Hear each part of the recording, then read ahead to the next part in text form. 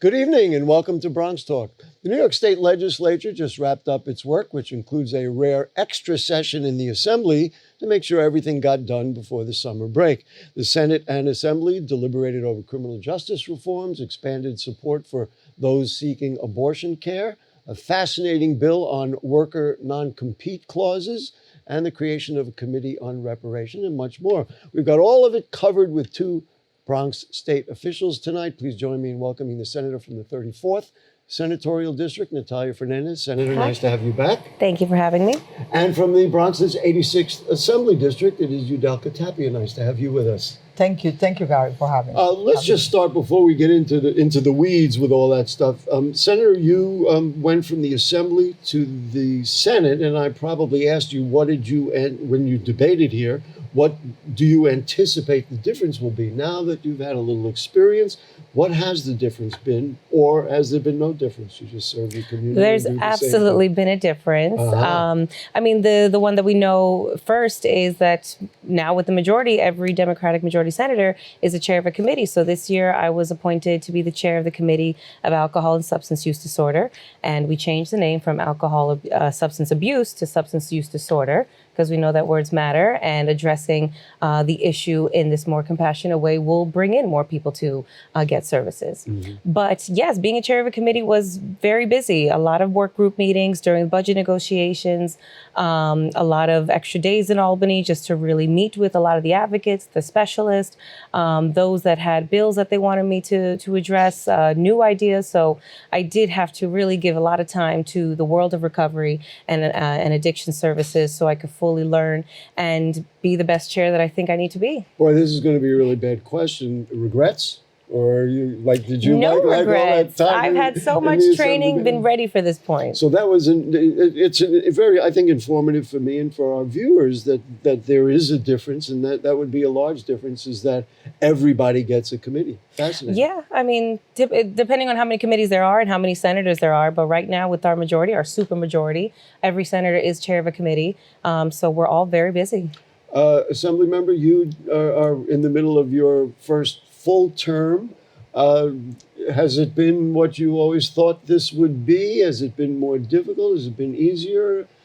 Frustrating? Happily getting things done? I mean, you tell us. I've been around for such a long time, sitting in tables, discussing things and looking for solutions, that yes, it's been, learn many things that I didn't know were happening like that. But at the end of the day, I think, that yes, you get there to try to bring change, and sometimes it's frustrating. Sometimes it's frustrating. Yeah, sometimes you first okay, we cannot get things done this quickly. The Assembly is not the Senate. The Assembly has 150 members, and it's more difficult to deal with 150. And let me tell you, I applaud the Speaker, because he had to sit down in tables, that they had to talk for everybody. Imagine trying to be the one to try to bring the city and the upstaters together. Good luck with that. Exactly. So, but generally, I think, it's been great. I think, we have as a whole majority, we have accomplished many things. I want to, what's interesting is you read the news reports about the legislative session, and the Assembly went back for a couple of days to finish up, which again, I thought credit Speaker Hasty for making sure that got done. Otherwise, we'll just let it go for the summer. And you just told me before the show that maybe the biggest news is something that didn't happen. housing. If you asked New Yorkers what is one of the biggest problems, is the shortage of housing, the shortage of affordable housing. We have many immigrants coming in and migrants, of course, who are being sent to New York, and nothing got done. That must have been frustrating. Well, in that part, and we're talking about housing because we did great things, and we passed a budget that never has passed before, and we were able to do that because of the all the work that was able to be negotiated between the governor, the Senate majority, and the Assembly. We did many things. But now we weren't able to actually go deep into how we're gonna go around housing, which is the biggest and the greatest crisis that we have right now, especially in the Black and brown neighborhoods like the Bronx, and of course, I think that we had to. We're gonna be talking later in the session, later this year. So I'll ask both of you about good cause evictions seems to be, and 421A are the big things. It was originally talked about when the governor wanted to build 800,000 new homes in New York State. And I don't know if the budget negotiation is the right time for that kind of thing. Are those the two items, for example, that you'd like to undertake? I think, that the thinking and what was the process, the governor put together and put in with the budget 800,000 of housings to be built, units to be built, but it wasn't included. It wasn't a wraparound complete. So it really needed a discussion. It was needed, exactly. Yes. It was needed negotiations, and it was needed, every part of the table should have been there to dissolve. So she didn't took into consideration, the incentive, she didn't took into consideration tenant protections, she didn't took into consideration many things that shouldn't be inside that needed to be discussed. Right. And that's, I think, that was the thing that actually made it happen. Of course, when I say incentive, I'm talking about 421A, Yes, I'm talking about J551, and other things. It seems to me, and it would be nice, Senator, you can talk about it as well, if we could finally have like a real dialogue. Certainly I'm concerned about housing in the Bronx and in New York City, but there are issues upstate as well. You go to some of these small towns upstate and you see empty, and you see, homeless people as well. So what are your thoughts about it? No, I agree that this is the probably bigger crisis that we have in the state. Of course, the opioid epidemic is just as bad, if not worse. But housing is a crisis that we need to address. And there was a big proposal that the governor put forth, but like Udelka said, it was not workable for many parts of the state. And yes, this deserves a much deeper conversation, a much longer conversation, and a working group, so to say, before we get to the budget. Because we were presented with this February 1st. We had 1 month to decide that, okay, this is how we're going to fix the state. And it's too complex. It is so complex. And yes, talking about tenant protections and making sure that property owners can pay the bills and making sure that the tax incentives are there for small developers to build, but also that they are producing affordable housing, actual affordable housing. So there's so many components that deserve much more lengthier conversation. Maybe we will get to it. And I realize this is not a state issue, but the Rent Guidelines Board didn't do tenants any big favors just this week, as a matter of fact. Let's just talk about a couple of things that did pass. The whole idea of non-compete agreements that was passed that would outlaw employee non-compete agreements. But basically, if you sign a contract, a lot of companies say then you can't work for anybody else. And they sometimes even attach 3 years. You have to leave a company and then wait before you can work for a competitor. Your thoughts? This was a good thing? This was a good thing because how could you put a limit on somebody's success, somebody's ability? And that's what that was doing. If someone's able to perform a job, a duty, a service for this one entity, why can't they do it for another if it's not, hurting the other business? Are we going to now rewrite contracts that exist, or it's only for new contracts? New employee contracts. Your thoughts about it? I think that putting that way just benefit, of course, all these big companies, because they don't They have control the exactly. workers. They control the workers, and they also control how much they're going to pay them, and they could fight for whatever they want to fight to improve the lifestyle, but they cannot get to another job. So they control them, and I think this is a way to give some type of freedom and some type of actually participation to all the workers in the future. I can tell you, I know people in television, and they sign and they work with one network, and then they say, well, if you leave here, and maybe sometimes you have to leave a job, you got to wait 3 or 5 years before you can. Yeah, that could be crippling. That certainly could be. One thing that did not go was the coverage for migrants, and the idea, and this came from your colleague Gustavo Rivera in the Bronx. The idea was to get health care coverage for migrants. It felt like it was a start toward getting the health bills passed, but it didn't pass. You disappointed? Yes, of course we are disappointed because actually the foundation of the bill didn't put the state in the prerogative that it was going to have some type of money into that thing. That the federal government was going to actually put the majority of the money. But actually, yes, it was actually going to save money to the state because when you have preventive health care, it's different than when you go to the emergency room to take care of whatever issues you have. Of course. Especially. And so it saves us all money. That's well, what it wouldn't have $500 cost million. any money from the state. This is money that would have been taken from the federal stimulus from what we still so have. then why didn't it pass? It seems too logical. The Senate passed it, so I'm very proud of us. Okay, that's fair. Yeah, but I don't think the governor was in the space that we needed her to be to actually pass in order to pass the thing, because we were trying to benefit 240,000 undocumented that regardless of not having it, when they are sick, they have to go to the hospital, to the emergency room, and they have to be have to be taken care of. You deal with a largely immigrant population in the 86th Assembly District. Talk to me about what their needs are at this point. Are many of them still undocumented? Is there a problem with people who have been here and working and living and having families and not able to get citizenship?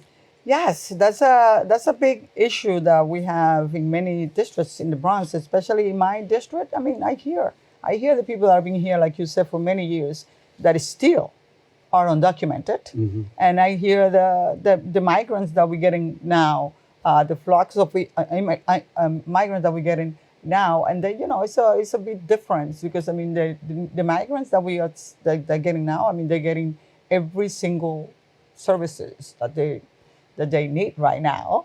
I'm waiting to hear you say, but people who are maybe undocumented and living here are not. Well, I was going to ask you about that. Yes, when it came to exactly. That's coverage for exactly. all.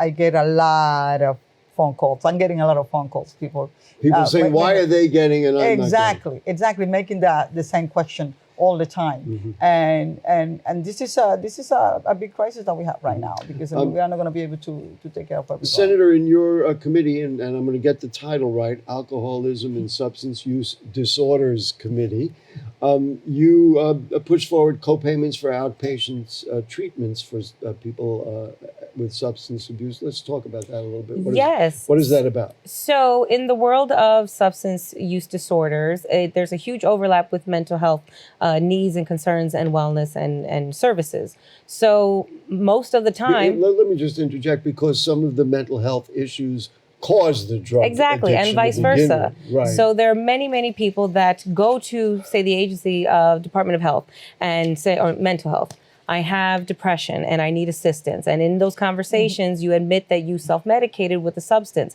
Now they're going to stop your services, send you to the Office of Alcohol Substance Use, and you have to start the whole process again, pay an additional copay. And it costs you money, it costs time, and we're losing people from the services that they wanted. So my proposal was to eliminate that second copay. If you go to one office or another, whether it's alcohol substance use or mental health. Then basically you're in and yes, you can be treated. You're in and you can get pushed right and over now if this you went need. Through? No, it did not pass the Assembly. Oh, so then go and lend your Come friend on now, over. come on. Yeah, we can make it happen. Yes. Well, Figure it out. which We will. leave off the legislation for a moment. The state obviously legalized cannabis. Now, in your district, it looks like the Bronx is going to get the second legal dispensary on Williamsbridge Road. That's what's planned. Well, sadly, not my district Oh, anymore. it's not your- No, oh, the that's right. I was thinking yeah, the I Assembly. believe that's the 36th senatorial district, but it Okay. is my old stomping grounds of the Right, 80th. right. And so there is a what are your proposal. thoughts in general about how this is going down and affecting, and we'll ask you the same question. Well, it's unfortunate to say the least, because the work that was put into the MRTA to regulate and to tax and to legalize recreational marijuana, 10 years in the making, to make sure that this was a program that those that have been penalized in the past, criminalized, jailed, have their lives turned upside down because they had a joint on them. We want those people to get the fair share of the first shots of dispensaries and the business and the licenses. So that's the focus of what the industry has been doing from the start. And it did start late. You know, Cuomo opened it up, legalized it, but then did nothing. And it wasn't until Kathy Hochul got in office that we actually started rolling the ball, opening up the office and creating this management. So it really is flying a plane while putting it together. I don't know how the saying goes. But with that, New Yorkers got excited and they started selling over the counter at the delis, at the bodegas, at any other store. And it's caused a terrible growth of illegal sales. And a lot of the times these sales are untested cannabis. So I know that the Assembly member wants to talk about that too, but so your ideas on how to deal with it. Now, we had one on 231st Street in Broadway that was closed, and 2 days later they were back open. They either paid the Well, fines. we fixed it. The legislature, both houses, we passed it. We passed legislation that would allow the Department of Taxation and Finance more teeth to stop these businesses from continuing. And actually this morning I was with Governor Cuomo talking about this new legislation and new enforcement tools that local police, Department of Consumer Affairs, New York City small businesses, every agency involved can now find, seize the cannabis, put a notice on there that you have been warned. That first warning is a $10,000 fine. That second warning is a $20,000 fine. Why was the Governor Cuomo there? Oh, I don't know. He doesn't get invited anymore. Oh, okay. I was wondering about that. No, he Maybe wasn't he's thinking there. about his next run. Who knows? knows? But this is a problem in your community. I mean, I know one block, and I saw like 4 illegal cannabis shops. We're never going to legitimize it if somebody doing it True, illegally and we is put making onus, money. I'm sorry to cut off, but we put onus too on the property owner, because as a property owner, you should be responsible for what business you're who you're allowing. renting. And Right. many of these businesses are opening up, hoping they'll get the license, but they're selling Assemblymember illegally But still. Many of them, what they have is a big truck, and they are just with the truck all over the places.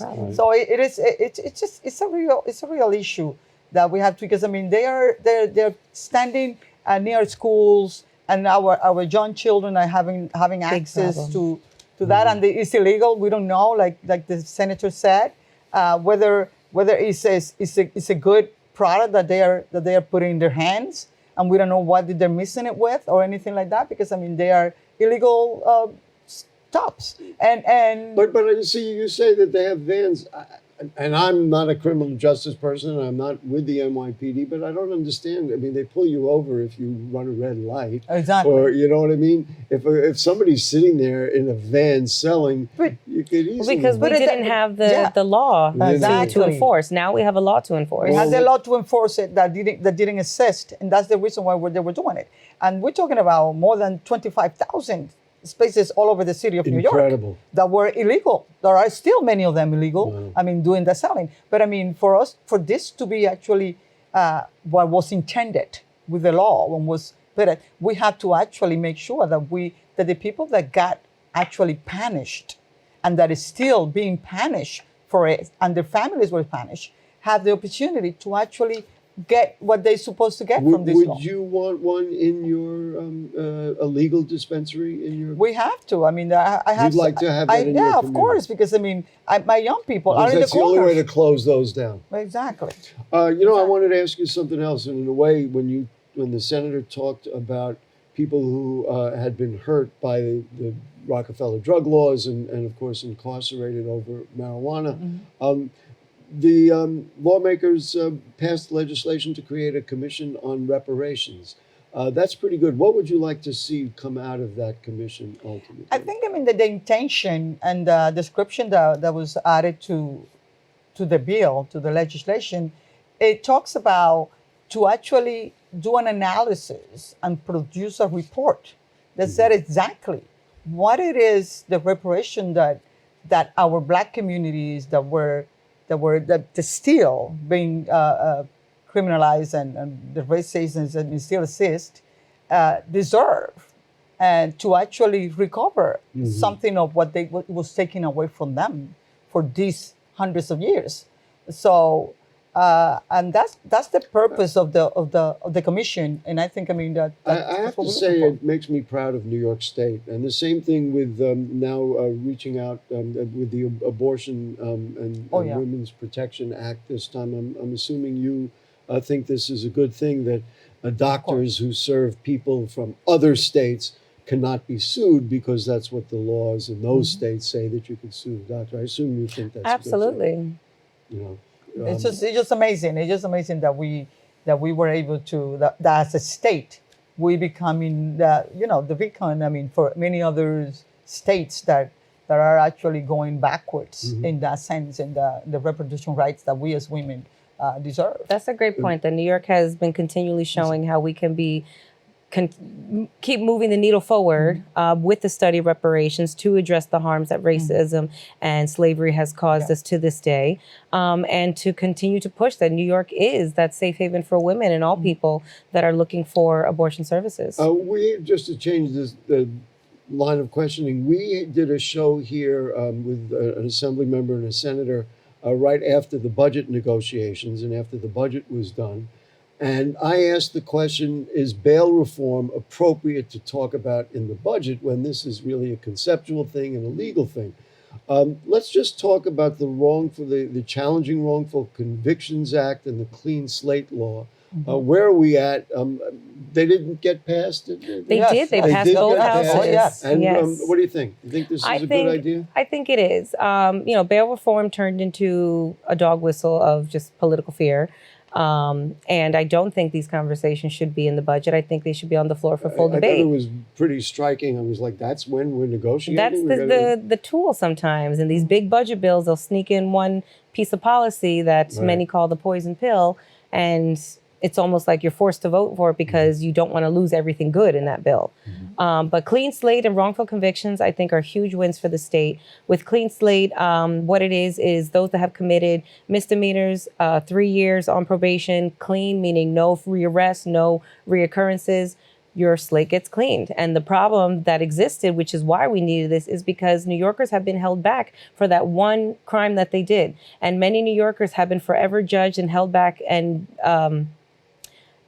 not able to ascend in getting a job, a housing, even a career sometimes, education, because of this one offense that they had. So clean slate with time, 3 years for misdemeanors, 8 years for felonies, excluding sexual crimes. Any sexual crime and Class A felonies and domestic violence are not eligible for clean slate. But this is going to give New Yorkers a real chance to start again, because we know that people change. We know that people can. I think the easy question is, but if they were sentenced to serve a certain number of years. Yeah, you served your time. What is the meaning of that if you let them off? It's not letting them off. No, you served your time. This is when you served your full sentence, you're released, you do your probation. Once that's done, now you're eligible to get your record clean. Yes. Clean. So you have to do all your time. I think, it's a game changer, because, we're talking about more than 2.3 million New Yorkers.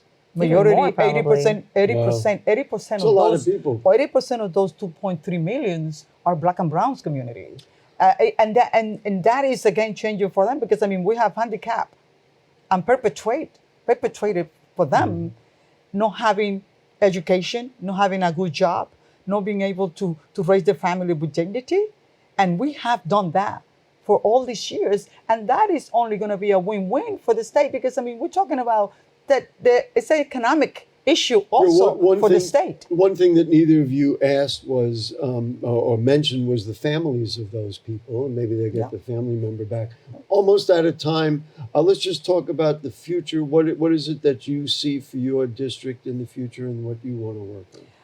I see my district with more economic development, bringing more apprenticeship to all these young people that we have in the corners and making sure that they get good jobs so they can raise their family with dignity. That our school finally, with all the money, the $24 billion that we put this year in the budget to actually go to the foundational aid that we got in 2007, but were never done before. I walked to Albany twice fighting for that. But for me, it was an honor when I was able to participate in this budget and be able to vote to have finally the foundational aid so that we needed. You feel that the schools are going to be better funded and it will make a difference? Oh, yes. Because it's not a state It's not all issue, funding. Let me tell you. Let me interrupt you. It's not all about funding. We had to. There are other things that had to be in order to also. But it's a good start. But it's a good start. Yeah. Senator, for you, more funding to combat alcoholism and substance use That's going to disorders? continue to be the fight.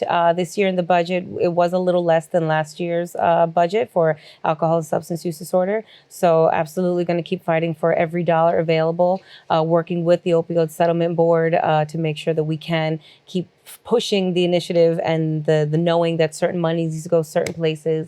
And awareness. We need to educate sooner. We need to look at all the other areas of addiction as well, including gambling addiction, alcoholism, and preventing our young people from ever trying. Do you think that, you just touched on it just a moment ago. Do you think that the general public doesn't fully understand a lot of the nature of the substance abuse issues? In other words, they'll see somebody horribly on the street who clearly has a problem and certainly looks like a drug problem, but they don't fully understand how that person got from where we are maybe to the point where they're zoned out on the street. No, absolutely. And part of that problem. You mentioned education and awareness. I think this is a really big part of it. It is, and that's a really important part to know. How did that person get to that point? What could have been done earlier in their life to not have them fall into this hole that they find them, that they or we find them in, and it's important to get to a person younger. We need to be having these conversations with our kids because unfortunately they do see some people in the street. And maybe open-mindedness in our schools. I know that's what the Assemblymember is about. Assemblymember Udelka Tapia from the 86th. Thank you so much for joining us. Senator Natalia Fernandez, thank you for joining us. And so let's see, your first session, when you do your second or third, we'll have you back and we'll keep talking. Thank you, Gary. Thank you so much. Gary. Folks, we also, of course, thank our great producer, Rebecca Hemick, our director, William Guzman. I call him Will. And also thanks to the cast of thousands who are working here with us in the studio. And next week, we'll do education with a couple of Bronx principals. They'll tell us what happened this year. It'll be worth seeing. So we'll see you then. Good night.